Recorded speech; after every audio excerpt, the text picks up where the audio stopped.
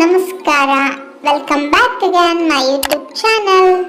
ಇವತ್ತಿನ ಟಾಪಿಕ್ ಬಂದ್ಬಿಟ್ಟು ಗೌತಮಿ ಅವರ ಬಗ್ಗೆ. ನಿಮ್ಗೆಲ್ರಿಗೂ ಗೊತ್ತೇ ಇದೆ ಗೌತಮಿ ಅಂದ್ರೆ ಯಾರು ಅಂತ.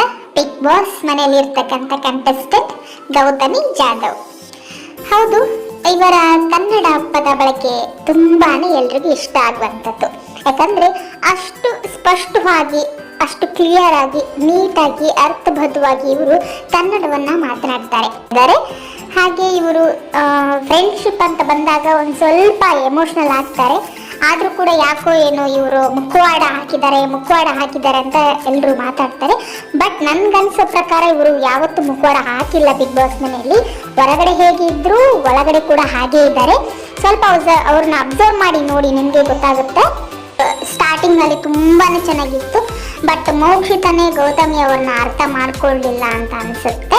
ಯಾಕಂದ್ರೆ ಇವರು ಯಾವಾಗಲೂ ಒಂದೇ ತರವಾಗಿದ್ದಾರೆ, ಅದು ಅವ್ರಿಗೆ ಅರ್ಥ ಆಗಲಿಲ್ಲ ಅನ್ಸುತ್ತೆ. ಬಟ್ ನಮ್ಗಂತೂ ಆಡಿಯನ್ಸ್ಗೆ ನೋಡೋರಿಗೆ ತುಂಬಾನೇ ಗೌತಮಿ ಅವ್ರು ತುಂಬಾನೇ ಇಷ್ಟ ಆಗ್ತಾರೆ. ಅವರು ಅದ್ಭುತವಾಗಿ ಆಟವನ್ನು ಆಡ್ತಾ ಇದ್ದಾರೆ. ಆಮೇಲೆ ಅವರು ಮಾಡಿರ್ತಕ್ಕಂಥ ಸೀರಿಯಲ್ ತುಂಬಾನೇ ಚೆನ್ನಾಗಿತ್ತು. ಬಟ್ ಗೌತಮಿ ಜಾಧವ್ ಅವರು ಅವ್ರಿಗೆ ಸಿಟ್ಟು ಬಂದರೂ ಕೂಡ ಸಮಾಧಾನ ರೀತಿಯಾಗಿ ಮಾತನಾಡಿ ಸಮಸ್ಯೆಯನ್ನು ಬಗೆಹರಿಸ್ಕೊಳ್ತಾರೆ. ಓಕೆ, ಗೌತಮಿ ಅವರು ಹೀಗೆ ಚೆನ್ನಾಗಿ ಆಟ ಆಡಿ ಬಿಗ್ ಬಾಸ್ ವಿನ್ನರ್ ಕೂಡ ಆಗಿ ಅಂತ ಹೇಳ್ತಾ ಈ ವಿಡಿಯೋನ ಇಲ್ಲಿಗೆ ಮುಗಿಸ್ತಾ ಇದ್ದೀನಿ. Thanks for watching. ಬಾಯ್.